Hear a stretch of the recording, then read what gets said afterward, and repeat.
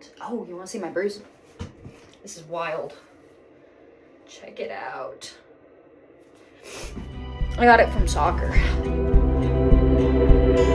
Hello, I hope you're doing okay, sweet. Hello, welcome to my bathroom. Oh god. Clean up for you guys. Just a little bit here. Okay. What's up? I decided I was gonna make a video. I have a gig today in St. Helens. I said I was gonna post 2 YouTube videos this month, and I posted 1. So to make up for it, I'm gonna try and get this one out ASAP and then get some more videos. But this is pretty much just a walkthrough of what I do when I'm getting ready for gigs. I already took a shower. I normally run through the set once, but I don't like to do it more than once because it kind of messes up my voice by the end of the show. Then I won't have a voice.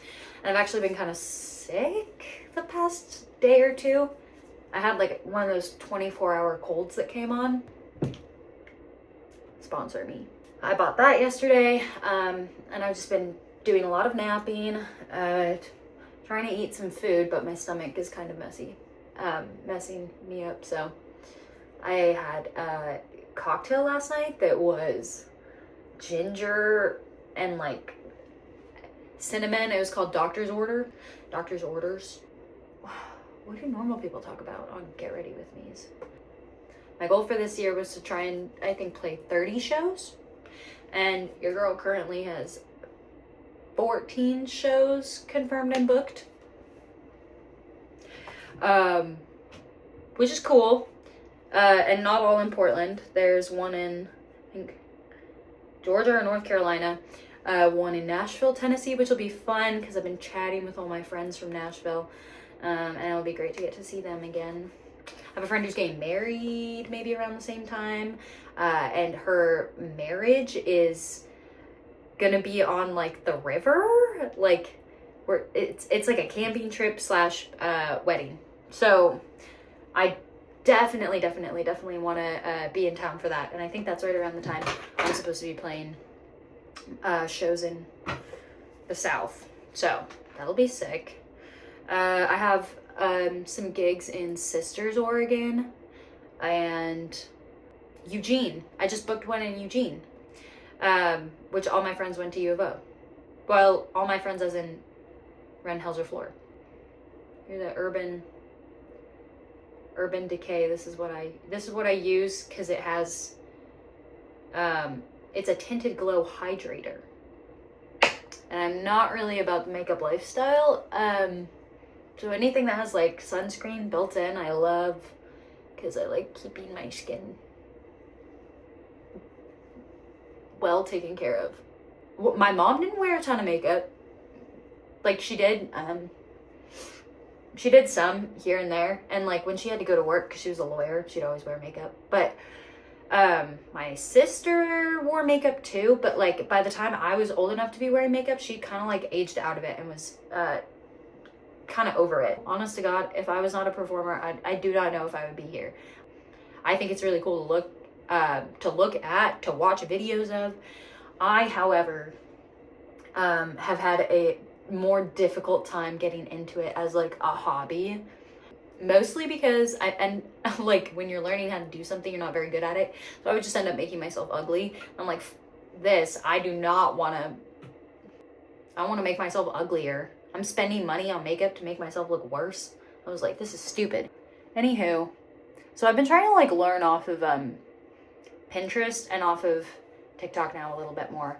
I'm just looking up how to do makeup for redheads, or how to do, I don't even know if I'm a redhead anymore, but how to kind of do the looks that I'm looking for. And instead of trying to do what's super popular, instead I'm trying to figure out what styles of makeup I liked in past times, past decades. Right now I really think the mod 60s eye makeup is like really cool. And then I really like the 40s style, like hair and makeup, kind of twee aesthetic I've been looking at. So, okay, for me, I'm gonna say pretty good. Recently, I have been watching Girls, the TV show Girls, which I just like.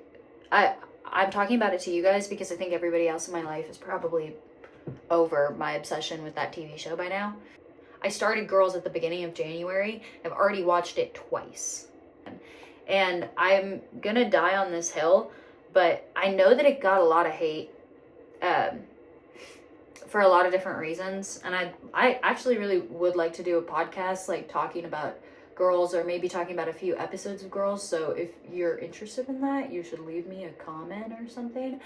I think what the magic is with that TV show for me in this time in my life, post-grad, I just graduated a month ago, and it's just been very surreal, like for the first time in my life, really getting time to myself and time for like my own creative projects.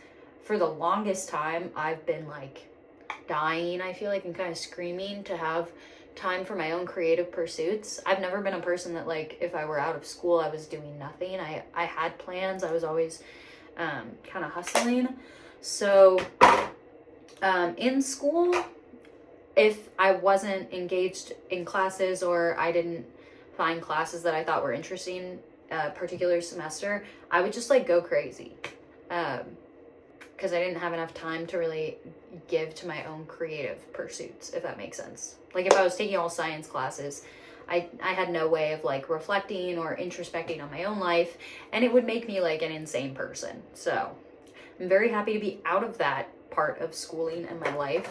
I also think maybe I just took schooling too serious.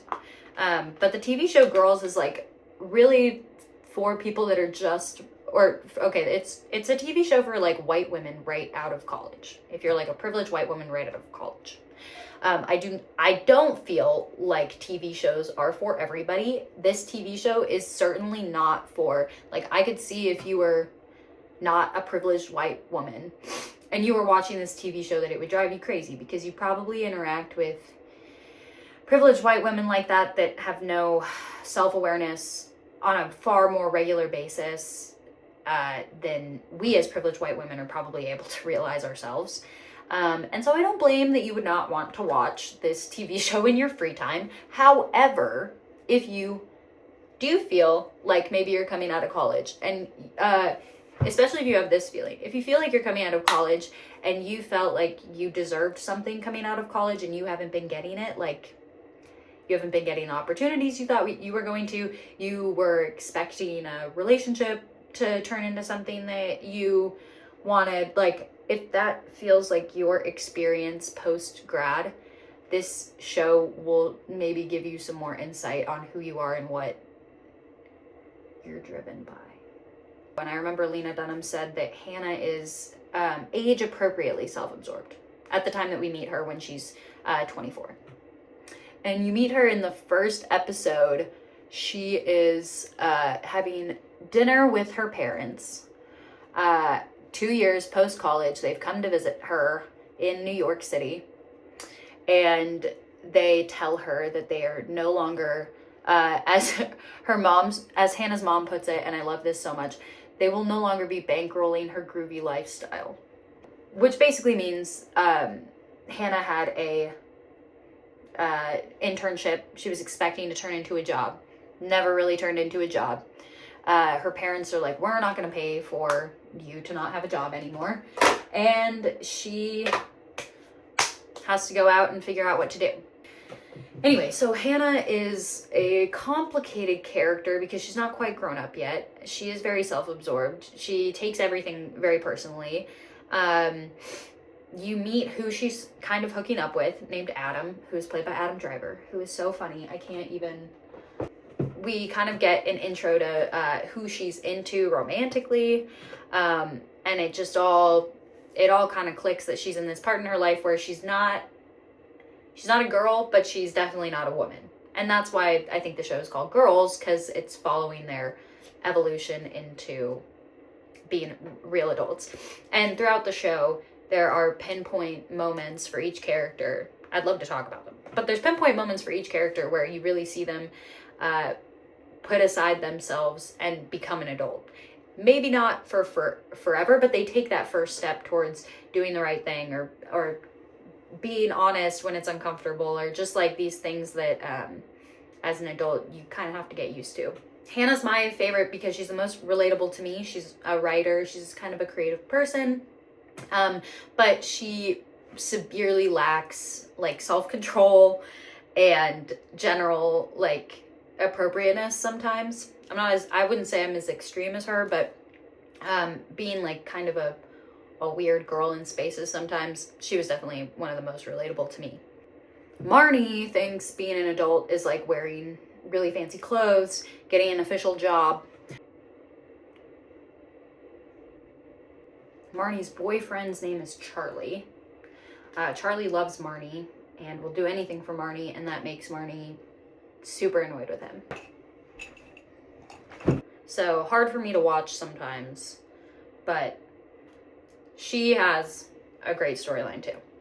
Shoshana is actually a student at NYU, and she's going to school. So I definitely relate to Shoshana a lot. She loves Sex in the City. She talks really, really fast.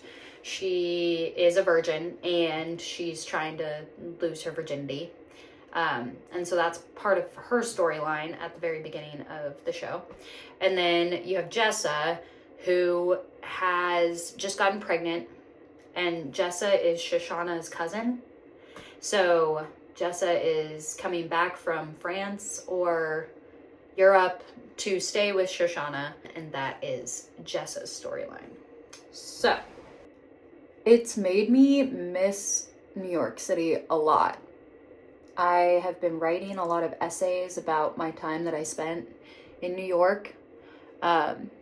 Just little stories about conversations or like moments I just had in the city. And so I think I'm gonna try and put together a book. I have about 4,000 words written right now of the book.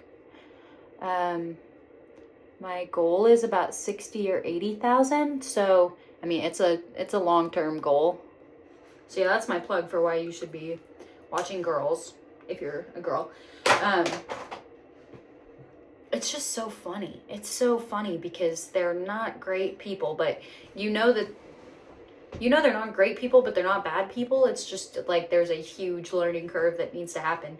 Each character has such individualized narcissism for their specific brand of who they are. The whole show is just circled around how all of these people can make every single situation about them at the end of the day, which is just crazy to me. And it's crazy to look back and be like, oh my God, we did that. I mean, maybe you guys didn't, but there have been times in my life where I was like, wow, why is everything always so dramatic, and why is like everything always such a big deal? Because you're age-appropriate narcissists when you're in your early 20s. So I'm really excited. I get a free meal this gig. So free drink and a free meal. I typically have issues playing after 2 drinks. I think it's just like getting on kind of setting the tone right. And if I set the tone the most drunk, that I'm gonna be for the set, I don't like that. So instead, I like to go in and do the first half and it's sober, and then maybe like order a drink at the bar and do the last half of the set. Ooh-wee. Okay, Jillian. Oh no, okay, I think this is the look. Yes? Hair's looking very big today. Oh, I definitely am gonna have to fix these bangs. My mom's texting me because I couldn't find my microphone and I was freaking out. So, but I found it. It was just in my electric guitar case. All right.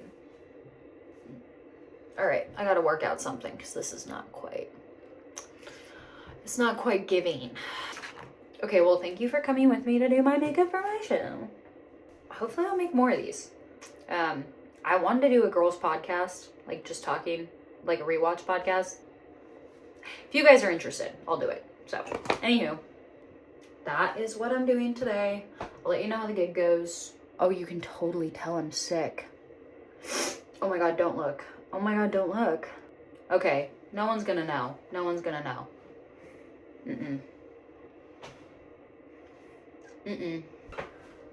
Okay, I think this is good enough. I mean, we're gonna work with it.